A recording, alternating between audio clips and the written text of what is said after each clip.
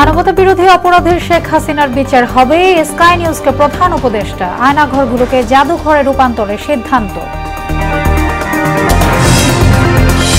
শেখ হাসিনার বিচারের অজুহাতে নির্বাচন পেছানোর সুযোগ নেই বলছে বিএনপি। স্বৈরাচারের বিচারের ভার নেবে জনগণের সরকার। 10 মার্চের মধ্যে বই হাতে পাবে শিক্ষার্থীরা, জানালেন বিদায়ী উপদেষ্টা। সামাজিক মূল্যবোধ তৈরিতে কাজ করার প্রত্যয় নতুন উপদেষ্টা। এবং কলেজ ছাত্র হৃদয় হত্যা মামলায় পুলিশের 5 সদস্যের তদন্ত প্রতিবেদন 15 জুন। গুম খুনের বিচারে সহায়তার আশ্বাস মার্কিন কূটনীতিকদের।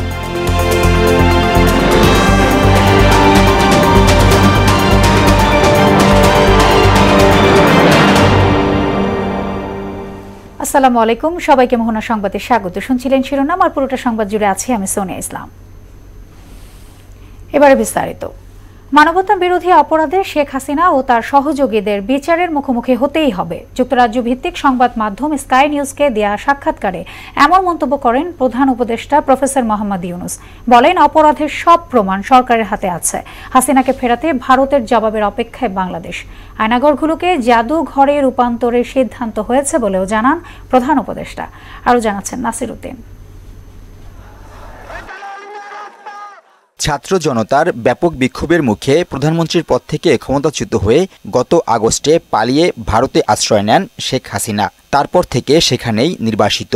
এরপর একে একে বের হতে থাকে আওয়ামী লীগ সরকারের গুম, বিচার বহির্ভূত হত্যাকাণ্ড সহ মানবাধিকার লঙ্ঘনের নানা চিত্র। যুক্তরাজ্য ভিত্তিক সংবাদ মাধ্যম স্কাই নিউজকে দেয়া সাক্ষাৎকারে শেখ হাসিনার বিচার প্রক্রিয়া নিয়ে কথা বলেন প্রধান উপদেষ্টা ডক্টর মোহাম্মদ ইউনুস। জানান, বিচারের প্রক্রিয়া বেশ দীর্ঘ, তবে শেখ হাসিনার অপরাধের সব প্রমাণ সরকারের কাছে রয়েছে। তাকে ফেরত দিতে আনুষ্ঠানিকভাবে ভারতকে জানানো হয়েছে।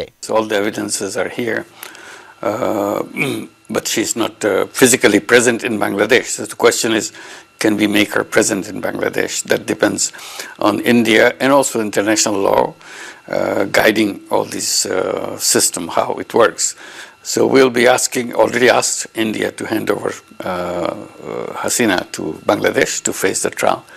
So the question of trial is not if it will be happening in absentia or in her presence. It will be taking place, not only her and all the people who were associated with her. Professor Yunus জানান, গেল 15 বছরে বিরোধী কণ্ঠ দমনে বন্দিশালা আয়নাঘরে চলেছে অমানবিক নির্যাতন। এসব বন্দিশালা জাদুঘরে রূপান্তরের পরিকল্পনা আছে। Cantonment area where they live, the army people live. So they are restricting those areas, but we have decided to make it a museum so that public can come in. Sheikh হাসিনার ভাগ্নি ও যুক্তরাজ্যের সাবেক অর্থনীতি বিষয়ক মন্ত্রী টিউলিপ সিদ্দিকীর বিরুদ্ধে দুর্নীতির অভিযোগ প্রসঙ্গে বলেন, বিষয়টি গুরুত্ব সহকারে দেখছে দুদক। The Corruption Commission is taking it very seriously. She has so many wealth left behind here. Rohingya ইস্যুতে মিয়ানমারের বিদ্রোহী গোষ্ঠী ও সীমান্ত সেনাদের সাথে নিয়মিত যোগাযোগ রাখা হচ্ছে বলেও জানান প্রধান উপদেষ্টা। Lots of paramilitary activities inside the camps.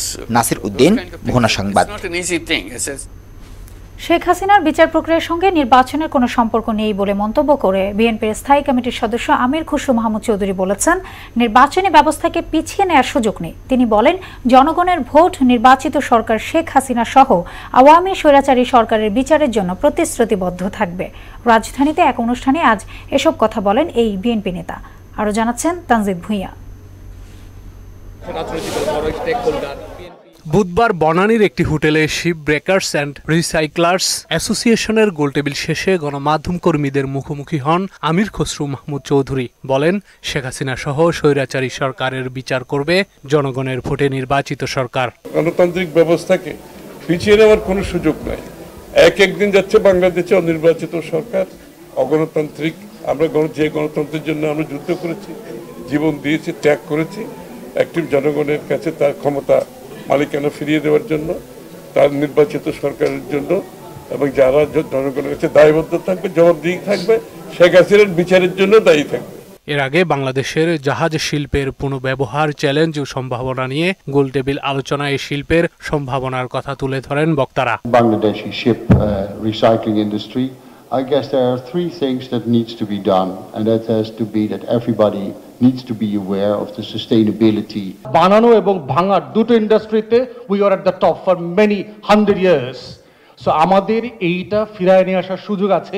এতে জাহাজ শিল্প আজ কেন হুমকির মুখে এমন প্রশ্ন রেখে এজন্য আমলাতন্ত্রকে দায়ী করেন আমির খসরু। একটা সরকার কিন্তু খালি রেগুলেটর হয় না, গভর্নেন্স ইমপ্রুভ করতে গেলে ডিরেগুলেট করতে হবে, নিয়ন্ত্রণ কমাই দিতে হবে। আগামী দিনে সুযোগ থাকলে আমরা সিরিয়াস ডিরেগুলেশন করে ফেলবো বাংলাদেশে। পরিবেশ দূষণের দোহাই দিয়ে শিপ ব্রেকিং এর মতো শিল্পকে আটকে রাখা হচ্ছে বলেও অভিযোগ করেন তিনি। নীতি নৈতিকতা আজকে আমাদের ধ্বংস হয়েছে, এগুলো সবকিছু ফিরিয়ে আনতে হলে আমাদেরকে সবকিছু মিলিয়ে আমাদের গভর্নেন্সের চিন্তা করতে হবে। তানজিদ ভুইয়া, মোহনা সংবাদ, ঢাকা। 10 মার্চের মধ্যে শিক্ষার্থীর কাছে বই পৌঁছে যাবে বলে জানালেন বিদায়ী শিক্ষা উপদেষ্টা ওয়াহিদ উদ্দিন মাহমুদ। দুপুরে সচিবালয়ে সাংবাদিকদের এই আশাবাদের কথা জানান তিনি।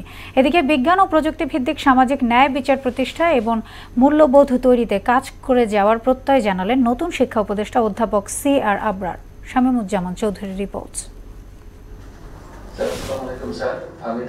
অন্তর্বর্তী সরকারের উপদেষ্টা হিসাবে শপথ নিয়েই সচিবালয়ের নিজ দপ্তরে যান নতুন শিক্ষা উপদেষ্টা CR আবরার। সেখানে মন্ত্রণালয়ের কর্মকর্তা কর্মচারীর সঙ্গে শুভেচ্ছা বিনিময় করেন তিনি। আমি জীবনে কোনোদিন এই ধরনের পরিসরে এসে বসে যে এই দিকে বসবো এটা কখনো কিন্তু ভাবা হয়নি। নতুন দায়িত্বে অনেক চ্যালেঞ্জ থাকলেও সকলের সহযোগিতা নিয়ে তা মোকাবেলার আশা জানান তিনি। মাননীয় প্রধান উপদেষ্টা যখন আমাকে এই দায়িত্ব দিলেন, আমি মনে করি যে এটা একটা চ্যালেঞ্জ।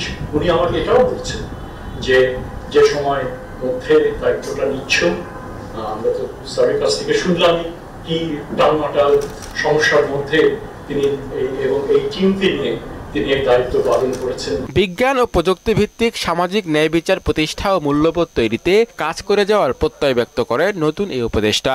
আমি এমন এক শিক্ষা ব্যবস্থার কথা ভাবি যা হবে ব্যক্তির কর্মদক্ষতা অর্জন, তার আত্ম উন্নয়নের উপযুক্ত পথ, যা হবে আর্থসামাজিক উন্নয়ন ও বিজ্ঞান প্রযুক্তি ভিত্তিক উৎকর্ষে সহায়ক। এ সময় আগামী 10 মার্চের মধ্যে শিক্ষার্থীদের হাতে বই পৌঁছে যাবে বলেও জানান বিদায়ী উপদেষ্টা ওয়াহিদ উদ্দিন মাহমুদ। ফেব্রুয়ারি শেষ পর্যন্ত কিন্তু হয়তো মার্চের 10 তারিখে পর্যন্ত সব জায়গায় যাবে। মাধ্যমিক বেসরকারি এমপিওভুক্ত শিক্ষা প্রতিষ্ঠানের শিক্ষক এরাই হলো সবচেয়ে বঞ্চিত। দীর্ঘদিনের সৃষ্ট সংকট সহজেই মেটানো যাবে না বলেও জানান তিনি। এই শিক্ষা ব্যবস্থা এত অবিন্যস্ত, এত বিশৃঙ্খল। শামীমুজ্জামান চৌধুরী, মোহনা সংবাদ, ঢাকা। আওয়ামী সরকারের 15 বছরের গুম খুন সহ জুলাই গণহত্যা ও মানবতা বিরোধী অপরাধের বিচারে সহায়তার আশ্বাস দিয়েছেন 2 মার্কিন কূটনৈতিক উইলিয়াম বি মাইলাম ও জন ডেনিলোভিচ। এদিকে জুলাই গণ আন্দোলনে কলেজ ছাত্র হৃদয় হত্যা মামলায় পুলিশের 5 সদস্যের বিরুদ্ধে 15 জুন তদন্ত প্রতিবেদন দাখিলের নির্দেশ দেওয়া হয়েছে। বিস্তারিত কাজী পাপুর রিপোর্টে। গণঅভ্যুত্থানের নেতৃত্ব দেয়া শারজিস আলমের সাম্প্রতিক বক্তব্যের পর নতুন করে আলোচনায় এসেছে জুলাই গণহত্যার দায়ে শেখ হাসিনার বিচার ইস্যু। ট্রাইব্যুনালের চিফ প্রসিকিউটরের সামনে আসে এই বিচারের অগ্রগতির প্রশ্ন। বুধবার চিফ প্রসিকিউটর আবারও জানালেন শেখ হাসিনার মামলার তদন্ত এই মাসেই শেষ হবে, তবে বিচার নিয়ে কোনো তাড়াহুড়ো করা হবে না। অতিরিক্ত চাপ প্রয়োগ করবেন না, কারণ বিচার, ন্যায় বিচার জটিল এবং কঠিন একটা প্রক্রিয়া। এখানে যদি অপ্রস্তুত অবস্থায় রিপোর্ট আসে অথবা তাড়াহুড়া করে বিচার করে আমি বিচারের কোনো ত্রুটি করি, তাহলে প্রতিপক্ষ এটার সুযোগ গ্রহণ করবে, ন্যায় বিচার পরাভূত হতে পারে। আমাদের সবকিছু দেখতে হয়। এদিন আন্তর্জাতিক অপরাধ ট্রাইব্যুনালের পরিদর্শনে আসেন ঢাকায় নিযুক্ত সাবেক মার্কিন রাষ্ট্রদূত উইলিয়াম বি মাইলাম ও সাবেক কূটনীতিক জন ডেনিলোভিচ।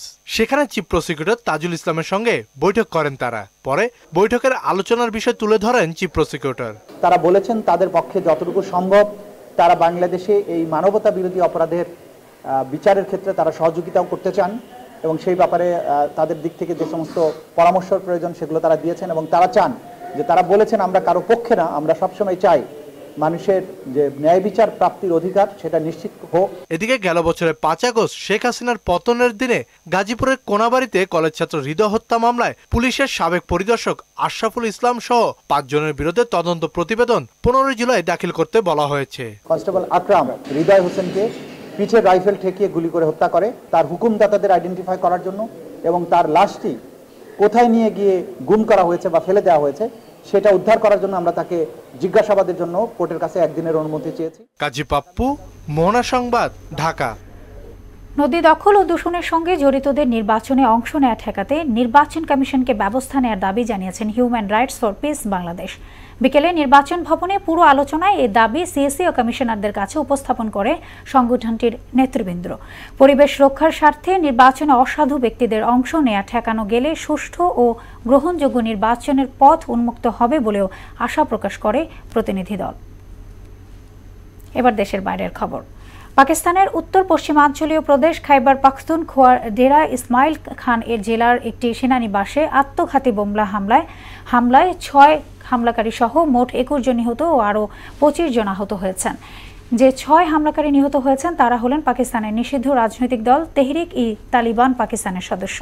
মঙ্গলবার সন্ধ্যায় সেনানিবাসের ওই এলাকায় 2টি বিস্ফোরক ভর্তি গাড়ি ঢুকে পড়লে হতাহতদের এই ঘটনা ঘটে। শেষ করব মোহনা সংবাদ, যাবার আগে শিরোনামগুলো আরও একবার।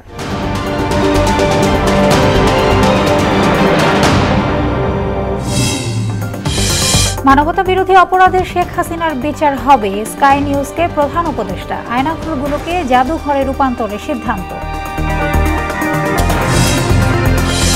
শেখ হাসিনার বিচারের অজুহাতে নির্বাচন পেছানোর সুযোগ নেই বলছে বিএনপি। স্বৈরাচারের বিচারের ভার নেবে জনগণের সরকার। 10 মার্চের মধ্যে বই হাতে পাবে শিক্ষার্থীরা, জানালেন বিদায়ী উপদেষ্টা। সামাজিক মূল্যবোধ তৈরিতে কাজ করার প্রত্যয় নতুন উপদেষ্টা। এবং কলেজ ছাত্র হৃদয় হত্যা মামলায় পুলিশের 5 সদস্যের তদন্ত প্রতিবেদন 15 জুন। গুম খুনের বিচারের সহায়তার আশ্বাস মার্কিন কূটনীতিকদের। এই ছিল মোহনা সংবাদে। পরবর্তী সংবাদ রাত 9টায়। এর আগে সংবাদ এক নজর দেখবেন সন্ধ্যা 7টায়। মোহনার সবশেষ খবর জানতে ভিজিট করুন www.mohana.tv। সংবাদ দেখতে পারেন ফেসবুক, ইউটিউবে। এতক্ষণ সঙ্গে থাকার জন্য ধন্যবাদ সবাইকে।